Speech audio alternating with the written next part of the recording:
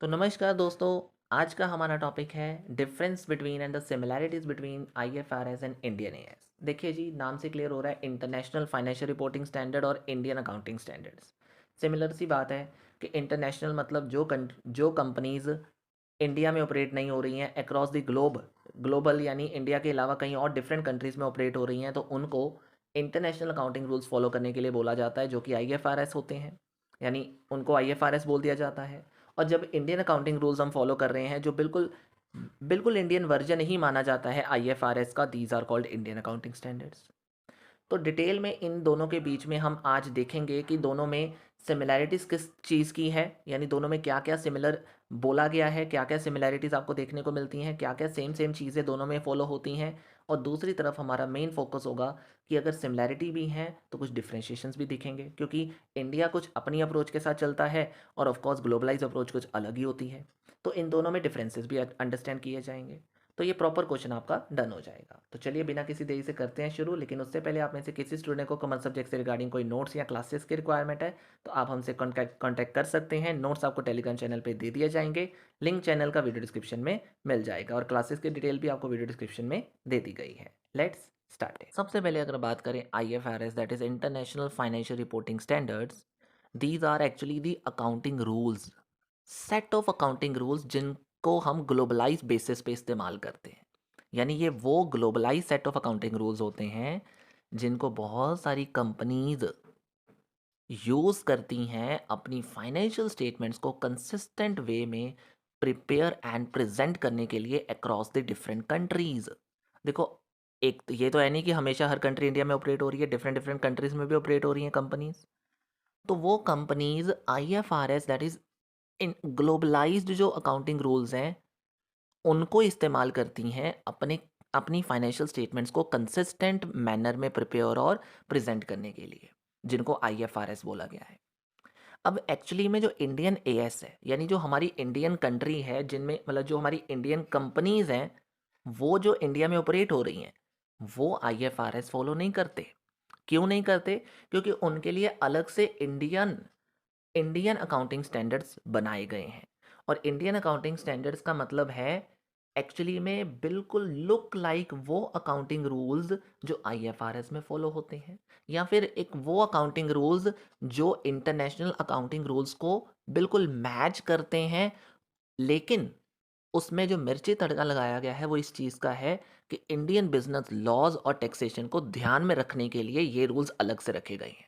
यानी Indian companies को ये बोला गया है कि आपने इंडियन अकाउंटिंग स्टैंडर्ड यानी इंडियन एएस को फॉलो करना है, जो कि लुक लाइक इंडियन वर्जन माना गया है इंटरनेशनल फाइनेंशियल रिपोर्टिंग स्टैंडर्ड्स का, यानी इंटरनेशनल अकाउंटिंग रूल्स का।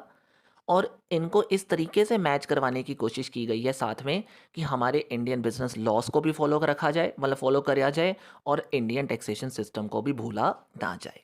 तो इन दोनों के बेसिस पे मैनेजमेंट अच्छे से हो जाए, इसके लिए अलग से हमने अपना एक अकाउंटिंग रूल रखे हुए हैं जिनको इंडियन एएस बोला गया है, लेकिन होते ये बिल्कुल आईएफआरएस के जैसे ही हैं। उनके उनके अकॉर्डिंग मैच करने की कोशिश की गई है ताकि वेरिएशंस जब हमें करनी पड़े तो ज़्यादा दिक्कत ना आए। ठीक है जी। तो इंडियन कंपनीज जिन अकाउंटिंग स्टैंडर्ड्स का इस्तेमाल करती है, these are called Indian AS, अपनी फाइनेंशियल स्टेटमेंट्स को प्रिपेयर करने के लिए। और जो ग्लोबलाइज बेसिस पे कंपनीज ऑपरेट हो रही हैं उनको आईएफआरएस फॉलो करने के लिए बोला जाता है। ठीक है जी। अब मीनिंग तो क्लियर हो गया, अब इसके डिफरेंसेस को और अच्छे से क्लियर करते हैं। तो सबसे पहले डिफरेंस है on the basis of applicability. तो देखिए जी, जनरल बेसिस पे अगर हम बात करें, जो आईएफआरएस है वो ग्लोबली इस्तेमाल हो रहा है। ऑफ कोर्स जो अकाउंटिंग रूल्स ग्लोबली इस्तेमाल हो रहे हैं, these are called IFRS in Europe, in Australia या मैनी अदर कंट्रीज। पर इंडिया में जो कंपनी ऑपरेट हो रही हैं, यानी इंडिया में जितनी भी लिस्टेड और बड़ी बड़ी अनलिस्टेड कंपनीज हैं, उनके लिए मैंडेटरी बोला गया है कि आपने इंडियन एएस को फॉलो करना है। पहले क्या होता था, Indian general accepted accounting principle यानी गैप होता था, अब उसको रिप्लेस करके इंडियन एएस लेकर आए गए हैं। और पूरी की पूरी इंडियन कंपनीज जितनी भी हैं यहाँ पे, चाहे मैंडेटरी लिस्टेड है नहीं है, बड़ी बड़ी कंपनीज हैं, उनको ये चीज़ फॉलो करने के लिए बोला जाता है। Next one is functional currency. तो देखो, फंक्शनल करेंसी का मतलब है कि एक वो करेंसी जो मतलब जिस भी इकोनॉमिक एनवायरनमेंट में कंपनी ऑपरेट कर रही है, वहाँ की डिफरेंट डिफरेंट करेंसीज होती हैं, उनको फॉलो करके चलना। तो बिल्कुल आप ग्लोबलाइज अप्रोच के साथ तो यही कहोगे ना। तो आईएफआरएस ने आपको एक खुली छूट दी हुई है, यानी एक एडवांटेज दी हुई है कि आईएफआरएस कहता है कि जो भी फाइनेंशियल स्टेटमेंट्स आपने बनानी है वो एंटिटी के फंक्शनल करेंसी के बेसिस पे होनी चाहिए। मतलब जिस भी इकोनॉमिक एनवायरनमेंट में एंटिटी ऑपरेट हो रही है वहाँ की एक इम्पॉर्टेंट करेंसी, वहाँ की जो यूजेबल करेंसी है उसके साथ आपने अपनी फाइनेंशियल स्टेटमेंट्स को प्रिपेयर करना है। पर इंडियन एएस में ऐसा नहीं है। इंडियन एएस में मैंडेटरी बोला गया है कि चाहे आपकी फंक्शनल करेंसी डिफर ही क्यों ना हो, लेकिन आपको अपनी स्टैंड अलोन फाइनेंशियल स्टेटमेंट्स को इंडियन रुपी में ही यूज करके प्रिपेयर करना पड़ेगा। डन। आईएफआरएस आगे क्या है, आईएफआरएस में बोला गया है कि there is no any proper format. आपको फ्लेक्सिबल फॉर्मेट दिया गया है अपनी फाइनेंशियल स्टेटमेंट्स को बनाने का, क्योंकि ग्लोबलाइज अप्रोच है तो कहीं पे भी किसी भी कंट्रीज़ में आप ऑपरेट हो सकते हो। तो वहाँ की करेंसी की वजह से आपको ये बोला गया है कि फ्लेक्सिबल फॉर्मेट इस्तेमाल कर सकते हो। कोई मैटर नहीं करता कि अगर कुछ वेरिएशंस आप करना चाहो तो आप कर सकते हो, यानी कोई स्पेसिफाइड फॉर्मेट इसमें नहीं दिया जाता। वहीं पे अगर फाइनेंशियल स्टेटमेंट के फॉर्मेट की बात करें तो इंडियन एएस में कंपनीज एक्ट 2013 ने शेड्यूल नंबर 3 के अंदर एक स्पेसिफिक फॉर्मेट रखा हुआ है जिसको फॉलो करके ही पूरी इंडियन कंपनीज अपनी फाइनेंशियल स्टेटमेंट्स को प्रिपेयर कर रही हैं और करना मैंडेटरी है। ठीक है जी। Fourth differences is PPE revaluation, property plant and equipment की रिवैल्यूएशन। देखिए इंटरनेशनल फाइनेंशियल रिपोर्टिंग स्टैंडर्ड यानी आईएफआरएस जो है उसमें कॉस्ट मॉडल और रिवैल्यूएशन मॉडल इस्तेमाल किया जाता है पीपीई की वैल्यूएशन करने के लिए। पर जो इंडियन एएस है उसमें भी रिवैल्यूएशन होती है, नो डाउट। पर उसमें यह बोला गया है कि जो रिवैल्यूएशन है वो बैलेंस शीट यानी अदर इक्विटी में जाएगी, डायरेक्टली इनकम स्टेटमेंट का पार्ट नहीं बन सकती। जैसे आईएफआरएस में इनकम स्टेटमेंट का पार्ट फिर भी रह जाते हैं, लेकिन इंडियन एएस में रिवैल्यूएशन को कॉस्ट मॉडल अदर इक्विटी का ही हिस्सा यानी माना जाएगा, डायरेक्टली इसको इनकम स्टेटमेंट में नहीं डाला जाएगा। ठीक है। Next differences is on developed and followed by. देखिए जी, जो हमारे आईएफआरएस है ना, इनको बनाया गया है आईएएसबी द्वारा, यानी डेवलप किया गया है इंटरनेशनल अकाउंटिंग स्टैंडर्ड बोर्ड के द्वारा, और आज ये 144 कंट्रीज में फॉलो किया जाता है। अब देखिए दूसरी तरफ है इंडियन एएस, नाम में ही क्लियर हो जाता है, दैट इज जो इंडिया में ही बने हों, दैट इज़ एमसीए द्वारा, मिनिस्ट्री ऑफ कॉर्पोरेट अफेयर्स ने इनको डेवलप किया है। और जो इशू किया है वो institution of chartered accountant of India वालों ने किया है, दैट इज़ आईसीएआई। और आज ये पूरे इंडिया में ही फॉलो होता है, इंडिया के बाहर इंडियन एएस को फॉलो नहीं किया जाता। तो only in India, followed only in India. ठीक है। Next difference is lease accounting for the land. देखिए अगर आप आईएफआरएस की बात कर रहे हो तो land leases are classified based on the right of use model. वहाँ एक राइट ऑफ यूज़ मॉडल है, लीजेस को कितना यूज़ करने के लिए दी जाती है वो asset over the period of life. उसके बेसिस पे हम क्या करते हैं, आईएफआरएस 16 के अंदर लैंड लीजेस की अकाउंटिंग करते हैं। लेकिन दूसरी तरफ लैंड लीजेस को सेपरेटली इंडियन एएस 116 के अंदर, यानी जो इंडियन एएस अकाउंटिंग स्टैंडर्ड है उसमें 116 के अंदर लैंड लीजेस को सेपरेटली लिया जाता है। और समटाइम्स हम ऑपरेटिंग लीज मॉडल इस्तेमाल करते हैं अपनी अपने अपने लॉन्ग टर्म लीजेस को अपने लॉन्ग टर्म लीजेस की अकाउंटिंग करने के लिए। ठीक है, ये भी एक डिफरेंस है दोनों के बीच में। नेक्स्ट आता है एमोरेटाइजेशन ऑफ द गुडविल। मतलब गुडविल की अमोर्टाइजेशन टाइमली होती रहती है, बिकॉज अब देखो आईएफआरएस ने तो बोला है कि देखो जी गुडविल की अमोर्टाइजेशन करनी ही नहीं है, बस उसमें इम्पेयरमेंट टेस्ट बहुत ज़रूरी है जो कि हर साल करते रहना है। ठीक है। लेकिन दूसरी तरफ बात करते हैं, इंडियन एएस 103 ने कहा है कि देखो जी जो गुडविल की अमोर्टाइजेशन है हम भी प्रोहिबिट कर रहे हैं, हम ये भी कह रहे हैं कि इम्पेयरमेंट करनी है। सर फिर डिफरेंस क्या हुआ?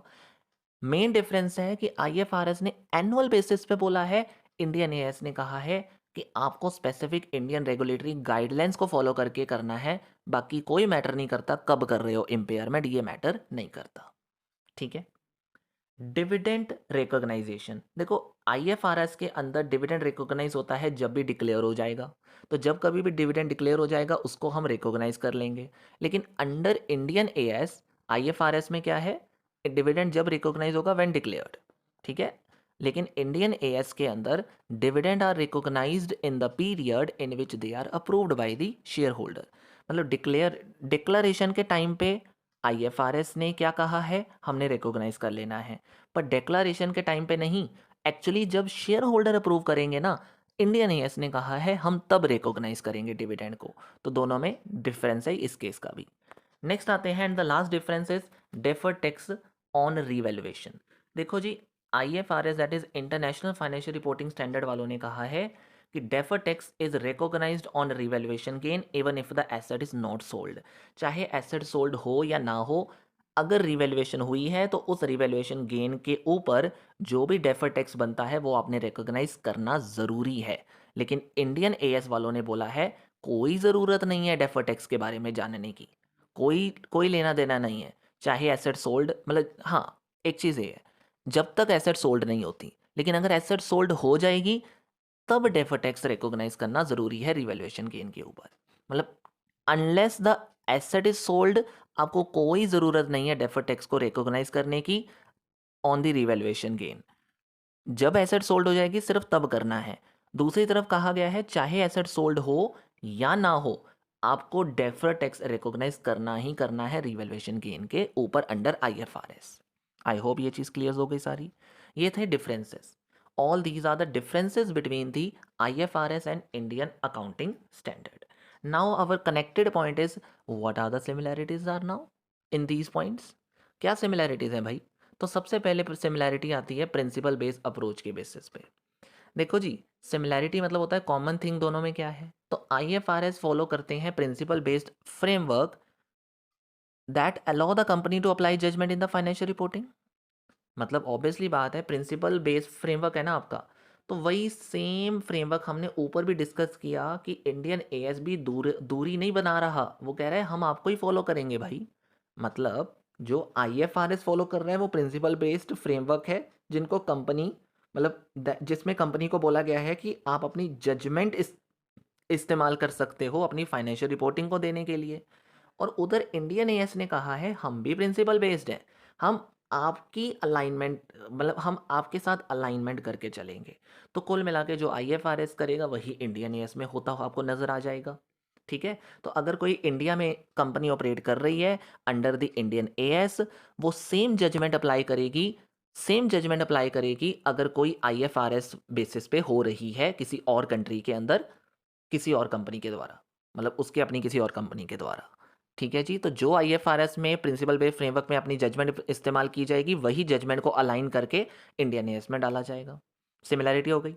Second similarity is fair value measurement.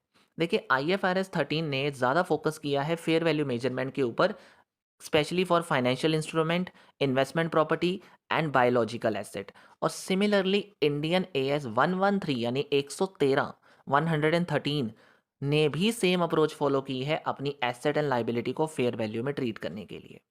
यानी अगर मैं एक एग्जांपल दे दूं कि अगर कोई इंडियन कंपनी अपनी इन्वेस्टमेंट को रीवैल्यूएट करती है, मतलब रीवैल्यूएट्स इन्वेस्टमेंट इन शेयर, तो उसको क्या करना है, उसको सेम रूल फॉलो करने हैं, सेम रूल फॉलो करने हैं, सेम प्रिंसिपल्स फॉलो करने हैं, फेयर वैल्यू प्रिंसिपल्स जो IFRS 13 में फॉलो किए जाते हैं। ठीक है जी, तो इसीलिए इन दोनों में भी सिमिलैरिटी आ गई। देन आते हैं कंसोलिडेशन ऑफ फाइनेंशियल स्टेटमेंट्स।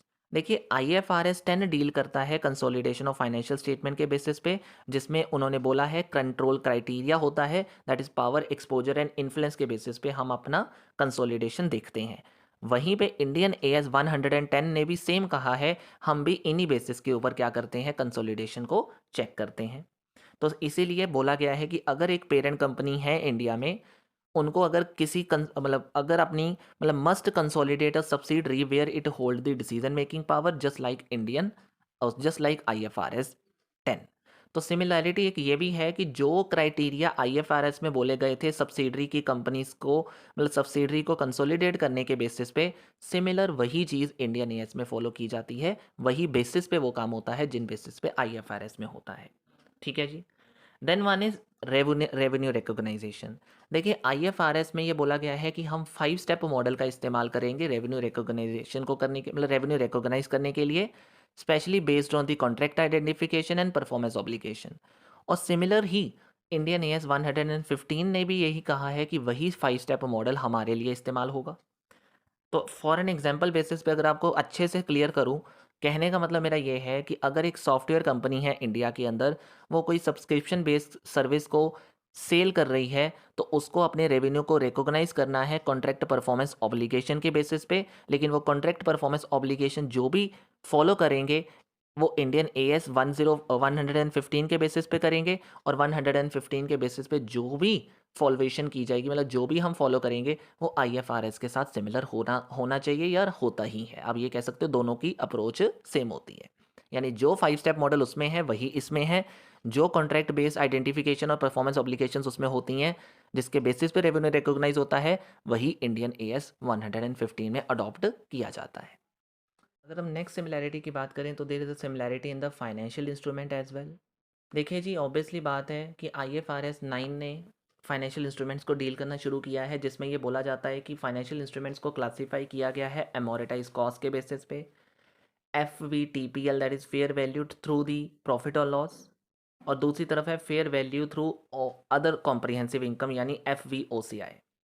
यही बेसिस आप सभी को पता है, जिन्होंने सी ए फाइनल या इंडियन AS की जानकारी अच्छे से ली हुई है, उनको पता है कि इंडियन AS 109 भी सेम क्लासिफिकेशन और मेजरमेंट प्रिंसिपल को इस्तेमाल करता है, या फिर same classification and measurement principles follow होते हैं इंडियन AS 109 के अंदर, दैट इज़ फाइनेंशियल इंस्ट्रूमेंट के अंदर। अब अगर मैं इसको बेसिकली एक एग्जांपल के साथ डील करूँ, तो सपोज़ करो एक इंटरनेशनल बैंक है, वो IFRS 9 अप्लाई कर रहा है अपने क्रेडिट लॉस को एस्टिमेट करने के लिए। तो सिमिलर बेस अगर लगा, मतलब सिमिलरली सिमिलरली जो इंडियन AS 109 है ना, अगर उसका इस्तेमाल करते हुए इंडियन बैंक काम कर रहे हैं, सपोज एक इंडियन बैंक है, सपोज करो एक इंडियन बैंक है, उसने लोन क्लासीफाई, मतलब उसने लोन पोर्टफोलियो क्लासीफाई करना है इंडियन AS 109 के बेसिस के ऊपर। तो जो भी 109 के बेसिस के ऊपर हम लोन पोर्टफोलियो क्लासीफाई करना चाहते हैं ना, वो बिल्कुल सिमिलर होना चाहिए जो इंटरनेशनल बैंक ने IFRS 9 अप्लाई किया होगा अपने क्रेडिट लॉस को एस्टिमेट करने के लिए। बिल्कुल सिमिलर होना चाहिए या सिमिलर होता है, मैं ये बोलना चाहता हूँ कि एक्चुअली ये सिमिलैरिटी होती है या सिमिलर होना चाहिए, मीन्स टू से दोनों सिमिलैरिटी के साथ ही करते हैं, इसलिए this is a similarity between both of them. मतलब जो क्रेडिट लॉस एस्टिमेशन रूल वहाँ इस्तेमाल होता है ना, वही इंडियन AS 109 में लोन पोर्टफोलियो क्लासिफिकेशन में अगर इस्तेमाल होने लग जाए, तो there is a similarity between both of them, जो कि एक्चुअली में है। दोनों में सेम बेसिस पे काम होता है फाइनेंशियल इंस्ट्रूमेंट्स को क्लासीफाई करने के लिए। नेक्स्ट हमारे पास है बिजनेस कॉम्बिनेशन के बेसिस पे सिमिलैरिटी दिखेगी आपको, कि IFRS 3 जो है उसमें मैंडेटरी यानी मैंडेट करा जाता है एक्वाजिशन मेथड को बिजनेस कॉम्बिनेशन के अंदर, यानी फेयर वैल्यूएशन, मतलब you can say fair valuation की जाती है एसेट और लाइबिलिटी की। और वो उधर अगर इंडियन AS 103 की अगर मैं बात करूं, तो उसमें भी बिजनेस कॉम्बिनेशन को करने के लिए सेम मेथड की अप्रोच लगाई जाती है। यानी अगर एक सिंपल एग्जांपल दूं, तो अगर कोई इंडियन कंपनी अनदर एंटिटी को एक्वायर करना चाहती है, तो उसको अपनी गुडविल और फेयर वैल्यू एडजस्टमेंट वैसे ही करनी पड़ेगी या वैसे ही की जाती है जैसे IFRS 3 के अंदर होती है। तो there is also a similarity between the business combination, कि IFRS 3 ने जो भी fair value asset and liability के एक्वाजिशन के बेसिस पे एक्वाजिशन मेथड फॉलो करवाया है, वही रूल, अगर वही रूल की सिमिलैरिटी आपको दिखेगी किसके अंदर, इंडियन AS 103 के अंदर, जो मैंने एग्जांपल के साथ भी आपको बता दिया। And the last thing is statement of cash flow. Very simply IFRS 7 और इंडियन AS 7, यही दोनों के दोनों 7 जो हैं, वो कैश फ्लो के साथ डील करते हैं और अपने कैश फ्लो को ऑपरेटिंग, इन्वेस्टमेंट और फाइनेंसिंग 3 बेसिस पे डिवाइड करते हैं, और वही चीज़ इंडियन AS में की जाती है। यानी एक सिंपल टर्म में आपको ये बोला जाए कि अगर एक इंडियन मैन्युफैक्चरिंग कंपनी है, वो अपना कैश फ्लो स्टेटमेंट प्रिपेयर कर रही है, तो जैसे IFRS के अंदर डिविडेंड जो पेड होता है वो फाइनेंशियल एक्टिविटी का पार्ट बनता है ना, सिमिलर इंडियन AS में भी वही चीज़ फॉलो की जाती है। दैट्स